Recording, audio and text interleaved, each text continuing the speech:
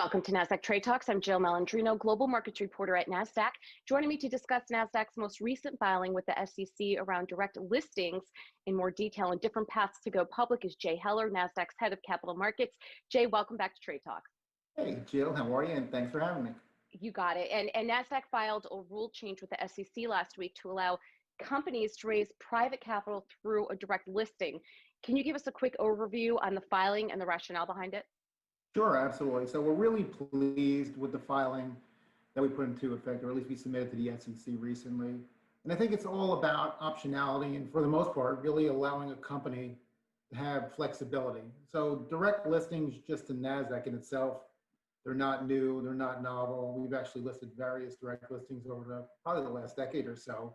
But this in itself really kind of transitions to, I guess, the enhancement aspect of the direct listing, that if in turn a company wants to potentially raise capital, they now have the flexibility to do so. And we can get into the nuances of it if you'd like.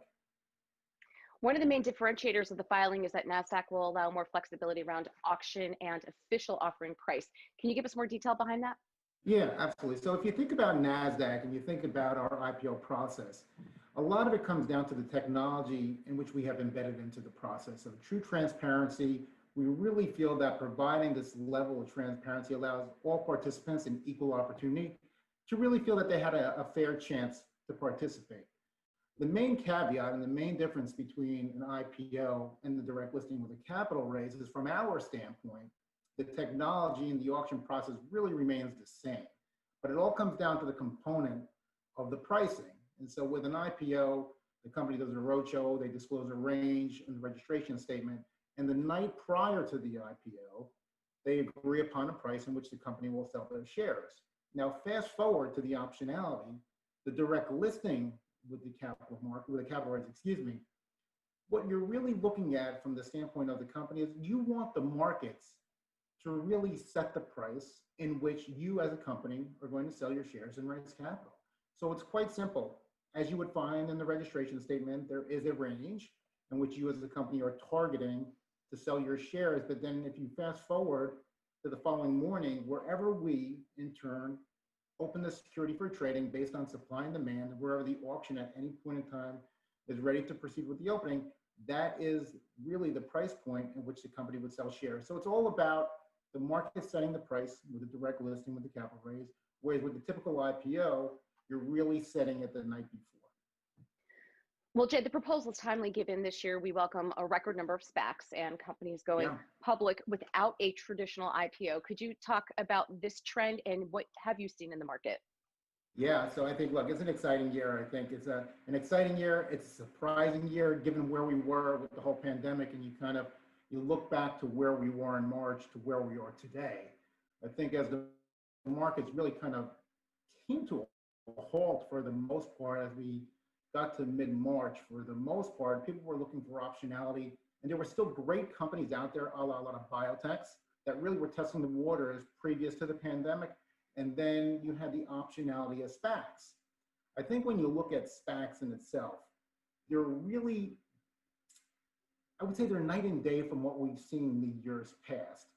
The quality of the sponsor, you're seeing really the bandwidth of the underwriting community, and people that have been successful in their previous lives, although, not that they left their previous life, but what I'm saying is from their experience in operating maybe a publicly listed company or any type of company, now they're looking for that next layer and what are they going to do in that transition. So having the opportunity to raise capital in a SPAC, the capital sits in a trust, yielding interest, and then ultimately you have time on your side to find the next company in which you want to manage, be part of the business combination as far as on the management team, maybe a board advisor. So there's great optionality. You can look at some of the real bellwethers out there that have chosen to go this path, the Nikola Motors of the world, the DraftKings of the world. So it's exciting. And then because of the IPO market really coming to a standstill, I think the media attention, whether it was print, digital, television, social, it really caught the eye of a lot of investors.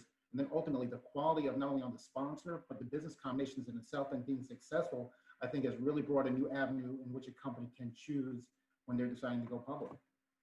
Well, Jay, you're absolutely right. 2020 has certainly proven to be an unprecedented year, and it did accelerate a number of these trends. So do you see these alternative paths, whether it's SPACs and direct listings, surpass traditional IPOs one day? I don't know. The way that I kind of look at it is this. If we backtrack to where we were 5, even 10 years ago, the path in which a company would take to be public really was a traditional IPO. So I look at it as you're in that Midwest town, you're going down that single lane highway, and now what you have is you have the super highway. You have optionality. You have that 5 lanes in which you can choose, or for that matter, sometimes more. It can be an IPO. It could be a direct listing. It could be potentially a direct listing with a capital raise.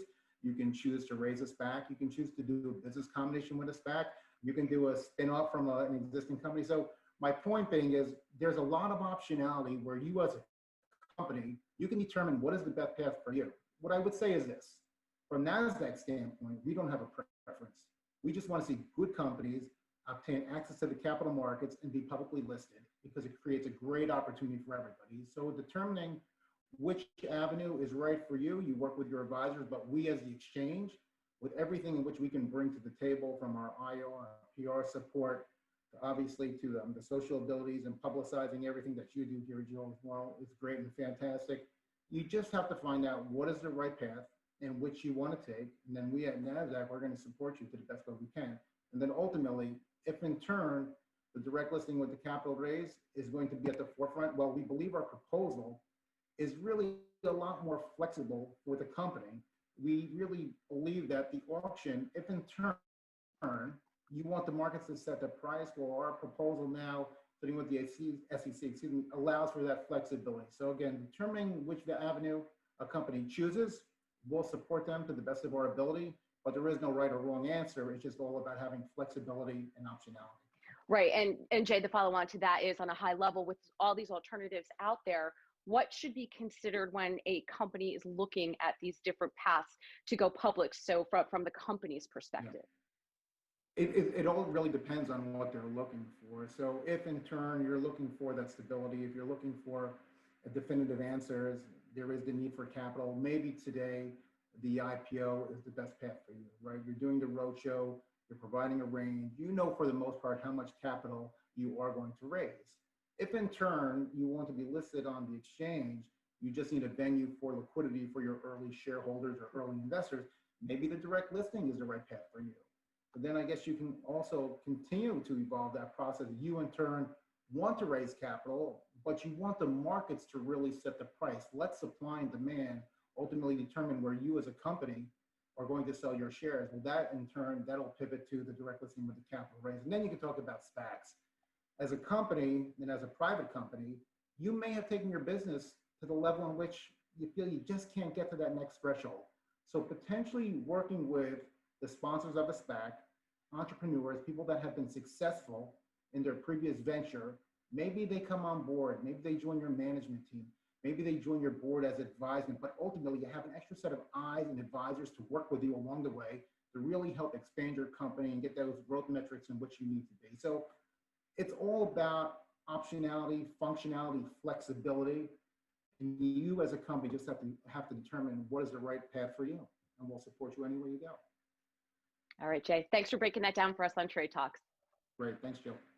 And thanks for joining me. I'm Jill Malandrino, Global Markets Reporter at Nasdaq.